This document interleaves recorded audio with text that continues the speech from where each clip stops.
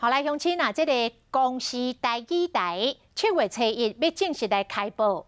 公视今仔日来举行摄影棚启用仪式，为后个月开始，台湾有一个全台语为乡亲报送台语新闻甲台语节目的公共媒体咯。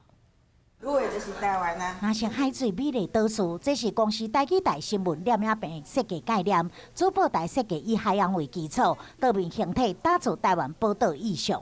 台语台呢的成立非常重要，因为台语是许多人的母语，找回母亲的声音，这是全世界最快乐的事。所以今天大家非常快乐，这个同时也是公视的社会责任。今仔日举行启用仪式，公共集团董事长带领同仁祈求开镜大吉，台语台使用在地语言，关心国内外政治、经济、社会、文化、环境、教育等议题。7月初正式开播，希望会当推动台语，不只是一个语言，和台湾有更加多元的文化环境。台语台上水。